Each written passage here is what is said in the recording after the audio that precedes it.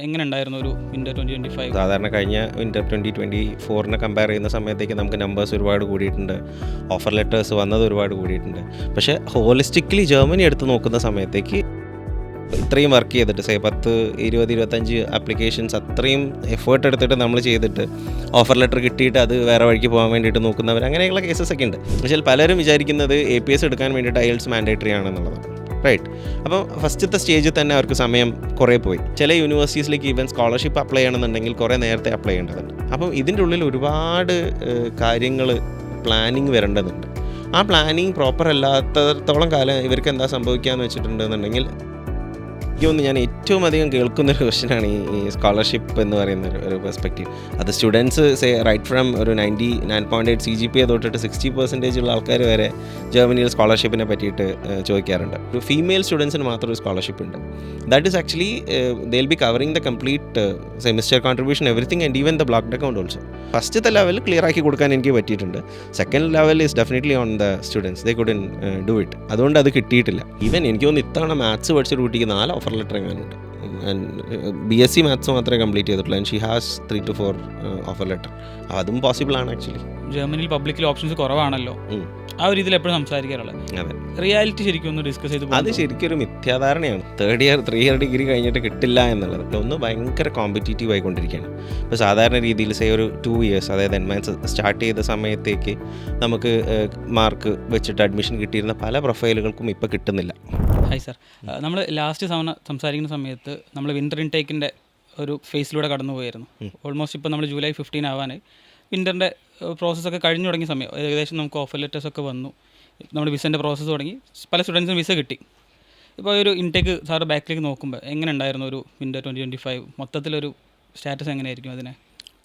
From എൻമൈൻസ് perspective നല്ലൊരു ഇൻടേക്കായിരുന്നു. നമുക്ക് ഒരുപാട് സ്റ്റുഡൻസ് സാധാരണ കഴിഞ്ഞ വിൻ്റർ 2024 കമ്പയർ ചെയ്യുന്ന സമയത്തേക്ക് നമുക്ക് നമ്പേഴ്സ് ഒരുപാട് കൂടിയിട്ടുണ്ട്. ഓഫർ ലെറ്റേഴ്സ് വന്നത് ഒരുപാട് കൂടിയിട്ടുണ്ട്. അത് തന്നെ പല സ്റ്റുഡൻസിന് മൾട്ടിപ്പിൾ ഓഫർ ലെറ്റേഴ്സ് വന്നിട്ടുണ്ട്. പക്ഷേ ഹോളിസ്റ്റിക്കലി ജർമ്മനി എടുത്ത് നോക്കുന്ന സമയത്തേക്ക് അത്ര ബ്രൈറ്റായിട്ട് എനിക്ക് തോന്നുന്നില്ല. ഒരുപാട് കാര്യങ്ങളിൽ ചേഞ്ചസ് വരുന്നുണ്ട്. ചേഞ്ചസ് എന്ന് പറഞ്ഞിട്ടുണ്ടെങ്കിൽ റൈറ്റ് ഫ്രം സ്റ്റാർട്ട് പറയുകയാണെന്നുണ്ടെങ്കിൽ ഒന്ന് ഭയങ്കര കോമ്പറ്റീറ്റീവ് ആയിക്കൊണ്ടിരിക്കുകയാണ്. ഇപ്പോൾ സാധാരണ രീതിയിൽ ഒരു 2 ഇയേഴ്സ്, അതായത് എൻമാൻസ് സ്റ്റാർട്ട് ചെയ്ത സമയത്തേക്ക് നമുക്ക് മാർക്ക് വെച്ചിട്ട് അഡ്മിഷൻ കിട്ടിയിരുന്ന പല പ്രൊഫൈലുകൾക്കും ഇപ്പോൾ കിട്ടുന്നില്ല. ഇപ്പം മുന്നോട്ട് വരുന്ന സമയത്തേക്ക് ഒന്ന് കോമ്പറ്റീഷൻ ഭയങ്കരമായിട്ട് കൂടി വരുന്നത്. ഇപ്പം ജർമ്മൻ ഗ്രേഡിംഗ് സിസ്റ്റത്തിനെ പറ്റിയിട്ട് നമ്മളെ മുന്നിലുള്ള പോഡ്കാസ്റ്റുകളൊക്കെ കണ്ടുള്ള ആൾക്കാർക്ക് അറിയാൻ പറ്റും.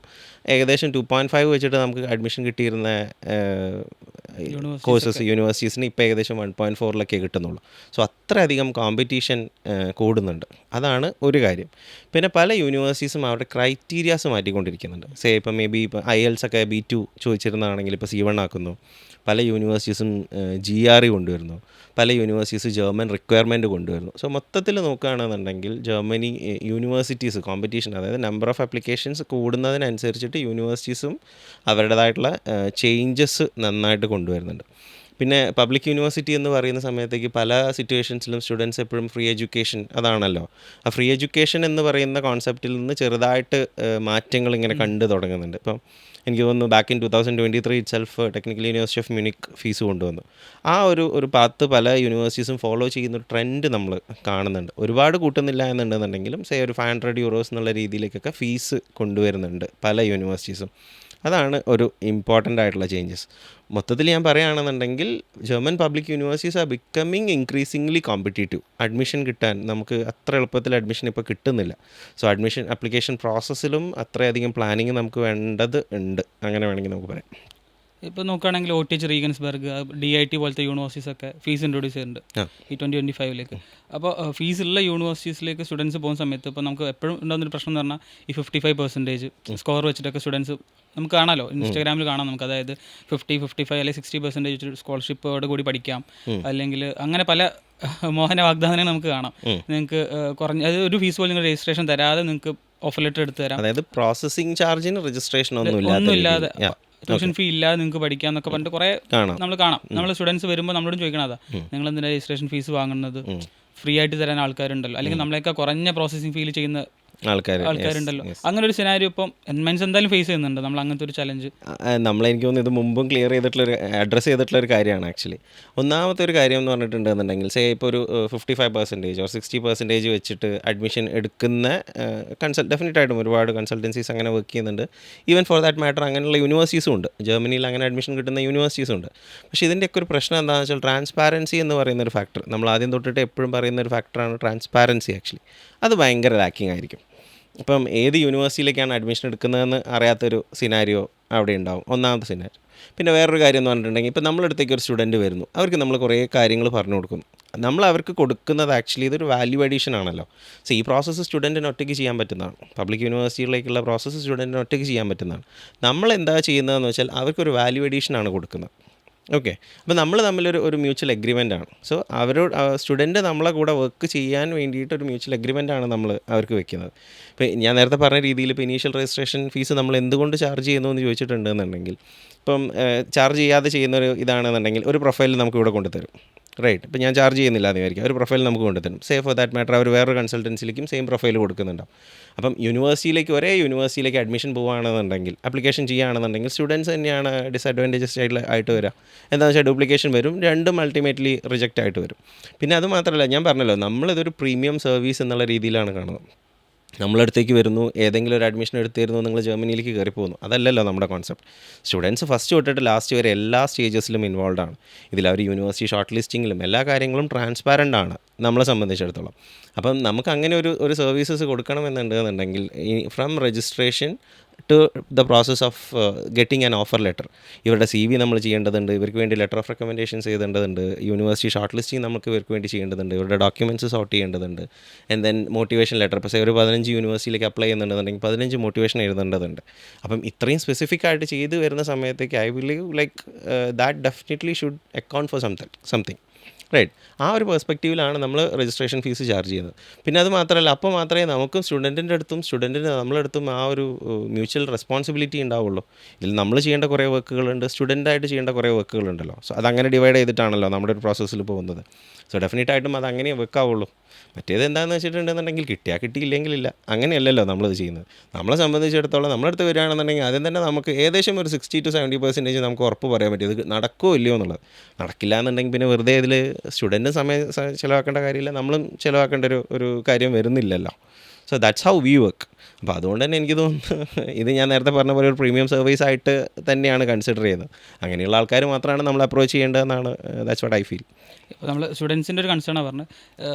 നമ്മുടെ ഏജൻസി എന്നുള്ള രീതിയിൽ നമ്മുടെ സൈഡിൽ നിന്ന് പലപ്പോഴും ഉണ്ടാകുന്നൊരു ഇഷ്യൂ, ചിലപ്പോൾ സ്റ്റുഡൻസിൻ്റെ ഭാഗത്ത് നിന്ന് ഉണ്ടാകുന്ന ഒരു മോശം ബിഹേവിയർ, ഇപ്പോൾ ഓഫർ ലെറ്ററിന് ശേഷമൊക്കെ ഉണ്ടാകുന്ന പേയ്മെൻറ്റിൻ്റെ ഇഷ്യൂസും കാര്യങ്ങളൊക്കെ നമ്മൾ ഫേസ് ചെയ്യാറുണ്ട്. അപ്പോൾ ആ ഒരു സ്റ്റുഡൻസിന് അങ്ങനത്തെ ഒരു അപ്രോച്ച് ഉണ്ടല്ലോ. അപ്പോൾ നമുക്കത് റീസെൻ്റായിട്ട് പല ആൾക്കാരുടെ അടുത്തും അത് ഫേസ് ചെയ്തിട്ടുണ്ടല്ലോ. അല്ല, നമുക്ക് അങ്ങനെ ഡെഫിനറ്റായിട്ടും എല്ലായിടത്തും നല്ല ആളുകളും ഇപ്പോൾ ഒരുപാട് പാരൻസും സ്റ്റുഡൻസും നമ്മളായിട്ട് ഇത്രയധികം ഇപ്പോൾ കഴിഞ്ഞൊരു 3 വർഷമായിട്ട് അത്രയധികം നമ്മളോട് ടച്ചിൽ ഇരിക്കുന്ന പാരൻസ് ആണെങ്കിലും സ്റ്റുഡൻസ് ആണെങ്കിലും ഒക്കെ ഉണ്ടല്ലോ. ഡെഫിനറ്റായിട്ട് അതിൽ കുറച്ച് കേസസ് ഇങ്ങനെ ഉണ്ടാവും. ഓഫർ ലെറ്റർ എടുത്തിട്ട് നമ്മളോട് പറയാതെ വേറെ രീതിയിൽ പോകുന്നവർ ഉണ്ടാവും. നമ്മൾ ഇത്രയും വർക്ക് ചെയ്തിട്ട് 10, 20, 25 ആപ്ലിക്കേഷൻസ് അത്രയും എഫേർട്ട് എടുത്തിട്ട് നമ്മൾ ചെയ്തിട്ട് ഓഫർ ലെറ്റർ കിട്ടിയിട്ട് അത് വേറെ വഴിക്ക് പോകാൻ വേണ്ടിയിട്ട് നോക്കുന്നവർ, അങ്ങനെയുള്ള കേസസ് ഒക്കെ ഉണ്ട്.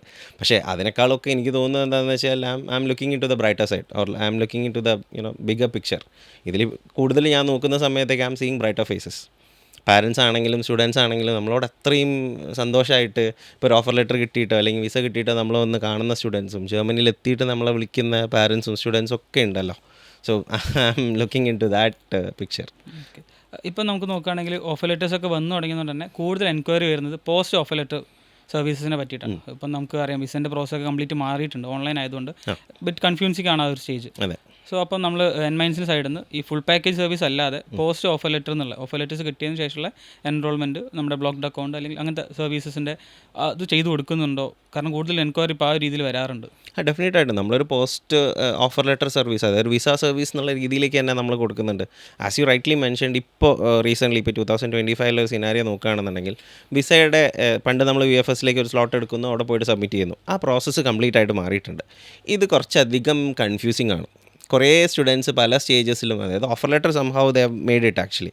പിന്നെ ബ്ലോക്ക്ഡ് അക്കൗണ്ട് വരുന്ന സമയത്തേക്ക്, പിന്നെ ഈ CSP പോർട്ടലിൽ രജിസ്റ്റർ ചെയ്യാൻ പറ്റാത്ത സിനാരിയോയിലൊക്കെ ഒരുപാട് സ്റ്റുഡൻസ് ബുദ്ധിമുട്ടുന്നുണ്ട്. സോ ഡെഫിനറ്റായിട്ടും അവർക്ക് നമ്മളൊരു സർവീസ് പ്രൊവൈഡ് ചെയ്യുന്നുണ്ട്. ആ സർവീസ് ഇങ്ങനെയായിരിക്കും പോകുന്നുണ്ടാവുക. നമ്മൾ ഓഫർ ലെറ്റർ കിട്ടിക്കഴിഞ്ഞാലുള്ള എല്ലാ പ്രോസസ്സും, അതായത് ഇവരുടെ എൻറോൾമെൻറ്റ് നമ്മൾ ചെയ്തു കൊടുക്കുന്നുണ്ടാവും, പിന്നെ CSP പോർട്ടലിൽ രജിസ്ട്രേഷൻ നമ്മൾ ചെയ്തു കൊടുക്കുന്നുണ്ടാവും, ബ്ലോക്ക്ഡ് അക്കൗണ്ട് നമ്മൾ സെറ്റ് ചെയ്ത് കൊടുക്കുന്നുണ്ടാവും, പിന്നെ അതിലേക്ക് ഫണ്ട് ട്രാൻസ്ഫർ ചെയ്യാൻ അതിന് അസിസ്റ്റൻസ് വേണമെന്നുണ്ടെങ്കിൽ will be doing that as well. And again ഒരു പ്രോപ്പറായിട്ടുള്ള മോട്ടിവേഷൻ ലെറ്റർ നമ്മൾ എഴുതി കൊടുക്കുന്നു. അക്കോമഡേഷനുള്ള അക്കോമഡേഷൻ നമ്മൾ പ്രോമിസ് ചെയ്യുന്നില്ല, ബട്ട് നമുക്ക് സ്റ്റുഡൻസ് അവിടെ ആരെങ്കിലും ഉണ്ട് എന്നുണ്ടെങ്കിൽ will be giving assistance to that as well actually. അപ്പോൾ അത് സമയത്തേക്ക് എന്താണെന്ന് വെച്ചാൽ ഇപ്പോൾ ഉള്ള സ്റ്റേജ്, അതായത് ഇപ്പോൾ വിസയുടെ സ്റ്റേജ് നോക്കുന്നത് ഡെഫിനറ്റായിട്ടും കുറച്ച് ചാലഞ്ചിങ്ങും അത് മെൻ്റലി എക്സോസ്റ്റിങ്ങും കൂടിയാണ്. സോ ആ ഒരു ബേർഡൻ ഈസ് ആക്കാൻ വേണ്ടിയിട്ട് നമുക്ക് അങ്ങനെ ഒരു സർവീസ് സ്റ്റുഡൻസിന് പ്രൊവൈഡ് ചെയ്ത് കൊടുക്കാൻ വേണ്ടി പറ്റും. ഇപ്പോൾ റീസെൻ്റായിട്ട് പാസ് ഔട്ടായ സ്റ്റുഡൻസൊക്കെ അടുത്ത 25th സമ്മറിലേക്ക് 26th സമ്മറിലേക്ക് ഫോക്കസ് ചെയ്തുകൊണ്ടിരിക്കുന്ന ടൈമാണ്. അവരതിൻ്റെതായ പ്രിപ്പറേഷൻസൊക്കെ സ്റ്റാർട്ട് ചെയ്തു ഇപ്പോൾ അപ്പോൾ 26th സമ്മറിലേക്ക് പ്ലാൻ ചെയ്യുന്ന ആൾക്കാർക്ക് നമുക്കൊരു പ്രോപ്പറായിട്ട് റോഡ് മാപ്പ് ഉണ്ടെങ്കിൽ കുറച്ചും കൂടി അത് എളുപ്പമായിരിക്കും. അവരുടെ ഒരു പ്രോസസ്സിനെ നമുക്ക് സിംപ്ലിഫൈ ചെയ്യാൻ പറ്റും. അപ്പോൾ ആ രീതി നോക്കുകയാണെങ്കിൽ സമ്മറിന് എങ്ങനെ ശരിക്കും ഒരു ഇപ്പോൾ റീസെൻ്റായിട്ട് പാസ് ഔട്ടുള്ള സ്റ്റുഡൻറ്റ് എങ്ങനെയായിരിക്കും ശരിക്കും അപ്രോച്ച് ചെയ്യേണ്ടത്? ശരിക്കും ഇതിനൊരു പ്ലാനിങ് വേണം. ഇപ്പോൾ തൊട്ട് നമ്മൾ നേരത്തെ പറഞ്ഞ രീതി പോലെ യൂണിവേഴ്സിറ്റീസ് ഇൻക്രീസിംഗ്ലി കോമ്പറ്റീറ്റീവ് ആയിക്കൊണ്ടിരിക്കുകയാണ്. പല അഡ്മിഷൻ ക്രൈറ്റീരിയാസും മാറിക്കൊണ്ടിരിക്കുകയാണ്. അപ്പോൾ അധികം സ്റ്റുഡൻസ് നമ്മുടെ അടുത്ത് വരുന്നുണ്ടാവുക, അവർ പറഞ്ഞാൽ എൻ്റെ സീനിയർ അവിടെ പഠിക്കുന്നുണ്ട്, മേ ബി സീനിയർ പോയിട്ടുണ്ടാവുക ചിലപ്പോൾ 2022 അല്ലെങ്കിൽ ഫോർ ദാറ്റ് മാറ്റർ 2023 നമ്മൾ 26 കാര്യമാണല്ലോ പറയുന്നത്. അപ്പം ഒരുവിധം ക്രൈറ്റീരിയാസ് എല്ലാം മാറിയിട്ടുണ്ടാവും അവിടെ. അന്ന് അഡ്മിഷൻ വെച്ച് ഒരു ക്രൈറ്റീരിയ വെച്ചിട്ട് അഡ്മിഷൻ കിട്ടുമെന്ന് വെച്ചാൽ may be definitely they won't be getting. അവിടുത്തെ IELTS ക്രൈറ്റീരിയ ചിലപ്പോൾ മാറിയിട്ടുണ്ടാവും, ചിലപ്പോൾ യൂണിവേഴ്സിറ്റി GRE കൊണ്ടുവന്നിട്ടുണ്ടായിരിക്കും, ജർമ്മൻ ലാംഗ്വേജ് റിക്വയർമെൻറ്റ് കൊണ്ടുവന്നിട്ടുണ്ടായിരിക്കും, ഈവൻ ഇതിൽ തന്നെ മാർക്കിൻ്റെ ബേസിസിൽ തന്നെ ചിലപ്പം ഇത് കൊണ്ടുവന്നിട്ടുണ്ടായിരിക്കും. അപ്പം അടുത്ത സമ്മർ ഇൻടേക്ക് എന്ന് പറഞ്ഞാൽ അവർ ഫ്ലൈ ചെയ്യേണ്ട ഒരു സമയം എന്ന് പറഞ്ഞാൽ March 2026 ഓർ April 26 ആ ഒരു സമയത്തേക്കാണല്ലോ. അതിൻ്റെ അപ്ലിക്കേഷൻ പ്രോസസ്സ് എന്നോട് ചോദിക്കുകയാണെന്നുണ്ടെങ്കിൽ they should start right now from July itself. ഇതിപ്പോൾ നമ്മൾ ജൂലൈയിലാണ് നിൽക്കുന്നത്. They should start right now from July itself actually. ഇതൊരു പ്രോപ്പറായിട്ടുള്ളൊരു പ്ലാനിങ് ഇതിൻ്റെ ഉള്ളിൽ വേണ്ടതുണ്ട്. അതായത് പല സ്റ്റുഡൻസും ഇപ്പം ഒരുപാട് ഇൻഫർമേഷൻ ഉണ്ട് അല്ലേ, ഇൻഫർമേഷൻ ഓവർലോഡഡ് ആണ്. അപ്പോൾ ഇതിൽ നിന്ന് ഇവർക്ക് ഏത് വെറ്റ് ചെയ്തെടുക്കണം, ഏതാണ് അറിയേണ്ടത്, ഏതാണ് എടുക്കേണ്ടത്, ഏതാണ് എടുക്കേണ്ടാത്തത് എന്നുള്ള പല സ്റ്റുഡൻസിനും അറിയുന്നില്ല. അപ്പം അധിക സ്റ്റുഡൻസും ചെയ്യുന്ന ഒരു തെറ്റ് എന്താണെന്ന് വെച്ചാൽ ഇവർ IELTS കഴിയാൻ വേണ്ടിയിട്ട് കാത്തുക്കും APSന് അപ്ലൈ ചെയ്യാൻ വേണ്ടിയിട്ട്. പക്ഷേ പലരും വിചാരിക്കുന്നത് APS എടുക്കാൻ വേണ്ടിയിട്ട് IELTS മാൻഡേറ്ററി ആണെന്നുള്ളതാണ്, റൈറ്റ്? അപ്പോൾ ഫസ്റ്റത്തെ സ്റ്റേജിൽ തന്നെ അവർക്ക് സമയം കുറേ പോയി. പിന്നെ യൂണിവേഴ്സിറ്റീസ് ഷോർട്ട് ലിസ്റ്റ് ചെയ്യാനുള്ളൊരു സമയം കുറേ അവിടെ പോയി. നിങ്ങൾ സമ്മർ ഇൻടേക്ക് നോക്കുകയാണെന്നുണ്ടെങ്കിൽ പല യൂണിവേഴ്സിറ്റീസിലും മെയ് 15 തൊട്ട് ഓപ്പണാണ് പല യൂണിവേഴ്സിറ്റീസും. ചില യൂണിവേഴ്സിറ്റീസിൻ്റെ deadline even July 15 right? ചില യൂണിവേഴ്സിറ്റീസിലേക്ക് ഈവൻ സ്കോളർഷിപ്പ് അപ്ലൈ ചെയ്യണമെന്നുണ്ടെങ്കിൽ കുറേ നേരത്തെ അപ്ലൈ ചെയ്യേണ്ടതുണ്ട്. അപ്പം ഇതിൻ്റെ ഉള്ളിൽ ഒരുപാട് കാര്യങ്ങൾ പ്ലാനിങ് വരേണ്ടതുണ്ട്. ആ പ്ലാനിങ് പ്രോപ്പർ അല്ലാത്തടത്തോളം കാലം ഇവർക്ക് എന്താ സംഭവിക്കുകയെന്ന് വെച്ചിട്ടുണ്ടെന്നുണ്ടെങ്കിൽ പ്രഷ്യസ് ആയിട്ടുള്ള ടൈമാണ് മിസ്സൗട്ടായി പോകുന്നത്. അതേപോലെ തന്നെ ലാംഗ്വേജിൻ്റെ മേലെ ഇന്ന് ഞാൻ പേഴ്സണലി എൻ്റെ അടുത്ത് ചോദിക്കുകയാണെന്നുണ്ടെങ്കിൽ ജർമ്മനിയിൽ പോയിട്ട് ജർമ്മനിയിൽ സർവൈവ് ചെയ്യുന്നത് ഇവിടുന്ന് ജസ്റ്റ് ബാച്ചിലേഴ്സ് കഴിഞ്ഞ ഒരാളെ സംബന്ധിച്ചിടത്തോളം ഈസി ആണോ എന്ന് വെച്ചാൽ it is definitely not going to easy. They should have a very specific planning. ഒരു റോഡ് മാപ്പ് അവർക്ക് ഉണ്ടായിരിക്കണം. ആ റോഡ് മാപ്പ് അവർക്ക് ഇല്ല എന്നുണ്ടെന്നുണ്ടെങ്കിൽ അവർക്കിപ്പോൾ തോന്നും I got offer letter by myself, right? അവർ അപ്ലൈ ചെയ്തിട്ട് കിട്ടി എന്നുള്ളൊരു സാറ്റിസ്ഫാക്ഷൻ അവർക്ക് ഉണ്ടായിരിക്കും. പല സ്റ്റുഡൻസിനും അങ്ങനെ ഞാൻ കണ്ടിട്ടുണ്ട് ആക്ച്വലി. പക്ഷേ that is a good thing, I agree to it. അതിൻ്റെ പ്രശ്നം എന്താണെന്ന് വെച്ചാൽ they are losing a lot of precious time. ഒരു പ്രോപ്പറായിട്ട് ഇവിടുന്ന് പ്ലാൻ ചെയ്യേണ്ട അല്ലെങ്കിൽ ഇവിടുന്ന് ചെയ്ത് വെക്കേണ്ട കുറേ കാര്യങ്ങൾ അവർക്ക് മിസ് ഔട്ട് ആവുകയാണ്. അതുകൊണ്ട് എന്താ സംഭവിക്കുന്നത് വെച്ചാൽ ജർമ്മനിയിൽ എത്തിക്കഴിഞ്ഞ് കഴിഞ്ഞാൽ അവരുടെ ഓപ്പർച്യൂണിറ്റീസ് ഷ്രിങ്കായി പോകുന്നുണ്ട്. അപ്പം ഇതിൽ ഞാൻ പറഞ്ഞല്ലോ, അതായത് നമ്മളതിനെ ഒരു ബിഗ്ഗർ പിക്ചറിൽ കാണാൻ പറ്റണം സ്റ്റുഡൻസിനും, for that matter parents also. പാരൻസിനും എപ്പോഴും ഉള്ള കൺസേൺ ആണ്. എന്താണെന്ന് വെച്ചാൽ സ്റ്റുഡൻസ് ഇത് കഴിഞ്ഞ് കഴിഞ്ഞാൽ ഇവർക്ക് എന്തെങ്കിലും ഒന്ന് പെട്ടെന്ന് ചെയ്യണമല്ലോ. അതുകൊണ്ട് സ്റ്റുഡൻറ്റ് പറയും, ഞാൻ ഡെഫിനറ്റായിട്ടും അവർക്ക് പുറത്തേക്ക് പോകാനുള്ള പ്ലാൻ ഉണ്ടാവും. പക്ഷേ സ്റ്റുഡൻറ്റ് പാരൻസിൻ്റെ അടുത്ത് പറയുന്നുണ്ടാവും എന്താണ്, ഞാൻ IELTSൻ്റെ പ്രിപ്പറേഷന് പോകാൻ. ഈ 2 മാസം അങ്ങോട്ട് കഴിഞ്ഞ് കിട്ടുമല്ലോ. IELTS കഴിഞ്ഞിട്ടായിരിക്കും ഇവർ ബാക്കിയുള്ള കാര്യങ്ങളെ പറ്റിയിട്ടൊക്കെ അന്വേഷിക്കുന്നുണ്ടാവുക. ചിലപ്പോൾ അവരുടെ മാർക്ക് വെച്ചിട്ട് അവർക്ക് കിട്ടേണ്ട ഒരു യൂണിവേഴ്സിറ്റി ആ സമയമാകുമ്പോഴേക്ക് കഴിഞ്ഞു പോയിട്ടുണ്ടാവും. ഒരു പ്രോപ്പർ പ്ലാൻ ചെയ്യാൻ അവർക്ക് സമയം കിട്ടിയിട്ടുണ്ടാവില്ല. അത് കാര്യമായിട്ട് അവർ പ്ലാൻ ചെയ്യേണ്ട ഒരു ഫാക്ടർ തന്നെയാണ്. ഇപ്പം നേരത്തെ നമ്മൾ സംസാരിച്ചപ്പോൾ ഈ പുതിയതായിട്ട് സ്റ്റാർട്ട് ചെയ്യുന്ന ആൾക്കാർ ഓൾറെഡി ഇപ്പോൾ വിൻ്റർ ട്രൈ ചെയ്തിട്ട് വിൻ്ററിൽ കിട്ടാത്തതുകൊണ്ട് നെക്സ്റ്റ് സമ്മർ നോക്കാമെന്ന് കൊണ്ട് അങ്ങനത്തെ ഒരു കുറേ ഗ്രൂപ്പ് ഓഫ് ആൾക്കാരുണ്ട്. അവരുടെ ഒരു എങ്ങനെയായിരിക്കണം അവരിനി അപ്രോച്ച് ചെയ്യേണ്ടത്? കാരണം അവർ ഓൾറെഡി ഒക്കെ ട്രൈ ചെയ്താണ്, കുറേ യൂണിവേഴ്സിറ്റീസ് അപ്ലൈ ചെയ്തിട്ടുണ്ട്, എന്നിട്ടാണ് റിജക്ഷൻ വന്നിട്ടുള്ളത്. സോ അവരുടെ അപ്രോച്ചിലുള്ള എന്തെങ്കിലും ഡിഫറൻസോ എന്തെങ്കിലും ചേഞ്ചസ് വരുത്തിയാലാണല്ലോ ഇനി അത് നമുക്ക് അഡ്മിഷൻ കിട്ടുക. അപ്പോൾ ആ രീതിയിൽ അവരോട് എന്തായിരിക്കും നമുക്ക് ഈ ക്രൈറ്റീരിയയിൽ ആക്ച്വലി 2 ടൈപ്പ് ഓഫ് ആൾക്കാരാണ് വരുന്നത്. ഒന്ന് സ്വന്തമായിട്ട് അപ്ലൈ ചെയ്തിട്ടുള്ള ആൾക്കാർ, ഒന്ന് വേറെ ഏതെങ്കിലും കൺസൾട്ടൻസിയിൽ അപ്രോച്ച് ചെയ്തിട്ട് അപ്ലൈ ചെയ്തിട്ടുള്ള ആൾക്കാർ. സ്വന്തമായിട്ട് അപ്രോച്ച് ചെയ്തിട്ടുള്ള ആൾക്കാരാണെങ്കിൽ മോസ്റ്റ് പ്രോബബ്ലി ഒന്ന് അവർക്ക് ഡോക്യുമെൻറ്റേഷനിൽ അവരെന്തെങ്കിലും തെറ്റ് വരുത്തിയിരിക്കാം, അല്ലെങ്കിൽ യൂണിവേഴ്സിറ്റി റിസർച്ച് ചെയ്യുന്നതിൽ ഡെഫിനറ്റായിട്ടും അവരെവിടെയെങ്കിലും, അതായത് അവർക്ക് വേണ്ട ഒരു യൂണിവേഴ്സിറ്റി അല്ലെങ്കിൽ മേ ബി ഒരു എക്സ്പെക്റ്റേഷൻസ് കുറച്ചധികം ഹൈ ആയി വെച്ചിരിക്കാം. എന്താണെന്ന് വെച്ചാൽ എക്സ്പീരിയൻസ് കുറവാണല്ലോ. അധിക സ്റ്റുഡൻസ് നമ്മളടുത്തേക്ക് വരുമ്പോൾ their expectations will be like ഡാഡിൻ്റെ വെബ്സൈറ്റ് നോക്കും, അതിൽ ആദ്യം തന്നെ കാണുന്ന TU മ്യൂണിക്ക് കാണും, RWTH ആഹൻ കാണും, സ്റ്റുട്ട്ഗാർട്ട് കാണും, TU ബെർലിൻ ആൻഡ് അങ്ങനെയുള്ള ടെക്നിക്കൽ യൂണിവേഴ്സിറ്റി ആയിരിക്കും കാണുന്നുണ്ടാവുക. അതിൽ നോക്കിയിട്ട് എനിക്ക് എൻ്റെ മാർക്ക് വെച്ചിട്ട് ഇവിടെ കിട്ടണം, എനിക്ക് ഇവിടെ ഈ കോഴ്സ് എടുത്ത് തരണം എന്നുള്ളതായിരിക്കും ഡിമാൻഡ് ആക്ച്വലി. പിന്നെ നമുക്ക് ഇവരുടെ അടുത്ത് കാര്യങ്ങൾ പറഞ്ഞ് മനസ്സിലാക്കി അവരുടെ ഒരു അവയർനെസ്സിലേക്ക് എത്തിച്ച് ഇങ്ങനെയാണ് ഇതിൻ്റെ റിയാലിറ്റി എന്ന് മനസ്സിലാക്കി വരുന്ന സമയത്തേക്ക് തന്നെ കുറേ സമയമെടുക്കും. അപ്പോൾ ആ റിയാലിറ്റി മനസ്സിലാവാതെ അപ്ലൈ ചെയ്തിട്ടുള്ള ആൾക്കാരാണെങ്കിൽ definitely they gonna lose the time, right. പിന്നെ വേറൊരു കാര്യം എന്താണെന്ന് വെച്ചാൽ മേ ബി ചിലപ്പോൾ അവർ മോട്ടിവേഷനിൽ എഴുതിയതിൽ പ്രശ്നം ഉണ്ടായിരിക്കാം. അങ്ങനെ കുറേ സിനാരിയോസ് അതിൻ്റെ ഉള്ളിൽ ഇത് ചെയ്യേണ്ടതുണ്ട് ആക്ച്വലി. അപ്പോൾ നമ്മൾ ഇപ്പോൾ വിൻ്റർ ഇൻടേക്ക് ഓൾറെഡി മിസ് ഔട്ടായി പോയി എന്ന് തോന്നുന്ന സ്റ്റുഡൻസ് ആണെന്നുണ്ടെങ്കിൽ what I suggest is directly നിങ്ങൾ ഇൻ കേസ് അതായത് ഇനി അടുത്ത ഇതിലേക്ക് ട്രൈ ചെയ്യുന്നുണ്ടെന്നുണ്ടെങ്കിൽ you have to approach as fast. നമ്മളെയാണ് അപ്രോച്ച് ചെയ്യുന്നതെങ്കിൽ that is also the right. നമ്മളെയാണ് അപ്രോച്ച് ചെയ്യുന്നുണ്ടെങ്കിൽ നമ്മളൊന്ന് നേരത്തെ അപ്രോച്ച് ചെയ്യുകയാണെന്നുണ്ടെങ്കിൽ ഇതുവരെ നിങ്ങൾക്കുള്ള ഷോർട്ട് ഫാൾസ് ഒന്ന് നമുക്ക് പ്രോപ്പറായിട്ട് അനലൈസ് ചെയ്തിട്ട് പെട്ടെന്ന് നിങ്ങൾക്ക് പറഞ്ഞു തരാൻ വേണ്ടിയിട്ട് പറ്റും. ഇപ്പം സമ്മറിലേക്ക് ഇനിയും നമുക്ക് ടൈമുണ്ട്. ഇപ്പോൾ ചില യൂണിവേഴ്സിറ്റിയിൽ മേ ബി ചിലപ്പം ജർമ്മൻ A2 ആപ്ലിക്കേഷൻ്റെ സമയത്ത് ഉണ്ടെങ്കിൽ അഡ്മിഷൻ കിട്ടാനുള്ള ചാൻസസ് വളരെ കൂടുതലായിരിക്കും, റൈറ്റ്. അപ്പോൾ അങ്ങനെയാണെന്നുണ്ടെങ്കിൽ may be have to prepare for your German. ഇപ്പോൾ ചില യൂണിവേഴ്സിറ്റീസിൽ will be definitely requiring GRE, right. അപ്പോൾ അങ്ങനെയുള്ള ആൾക്കാർക്കാണെന്നുണ്ടെങ്കിൽ you can prepare for your GRE. അപ്പോൾ ആ ഒരു എന്താ പറയുക, അങ്ങനെ ഒരു പ്ലാനിങ് ഇതിലേക്ക് വേണ്ടതുണ്ട്. അങ്ങനെ അതായത് ഓൾറെഡി ട്രൈ ചെയ്തിട്ട് കിട്ടാത്ത ആൾക്കാരാണെന്നുണ്ടെങ്കിൽ they will be requiring this planning. നമ്മളിപ്പോൾ സ്കോളർഷിപ്പിനെ പറ്റി പറഞ്ഞുകൊണ്ടാണ് എല്ലാ സ്റ്റുഡൻസും ഒരു അത്യാവശ്യം മാർക്കുള്ള ആൾക്കാരാണെങ്കിൽ എപ്പോഴും ചോദിക്കുന്ന ക്വസ്റ്റ്യനാണ് സ്കോളർഷിപ്സ് അവൈലബിൾ ആണോ ജർമ്മനിയിൽ, അത് എടുത്തു കൊടുക്കാൻ പറ്റാറുണ്ടോ, അല്ലെങ്കിൽ എത്ര ആൾക്കാർ കിട്ടും, അതിൻ്റെ ഒരു ചാൻസസ് ഒക്കെ എന്താണ്? ആക്ച്വലി ഈ ക്വസ്റ്റ്യൻസ് എനിക്ക് തോന്നുന്നു ഞാൻ ഏറ്റവും അധികം കേൾക്കുന്നൊരു ക്വസ്റ്റ്യനാണ് ഈ സ്കോളർഷിപ്പ് എന്ന് പറയുന്ന ഒരു perspective.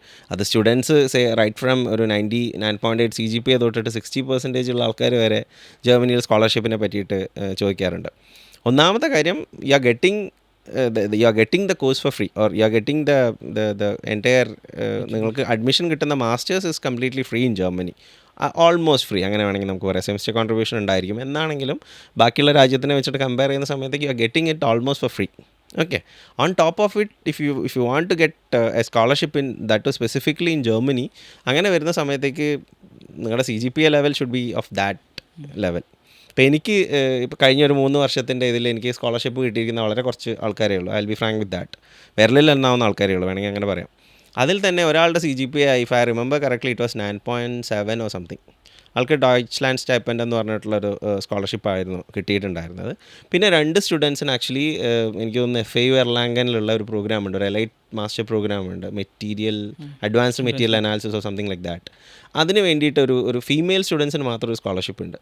That is actually they'll be covering the complete semester contribution, everything, and even the blocked account also.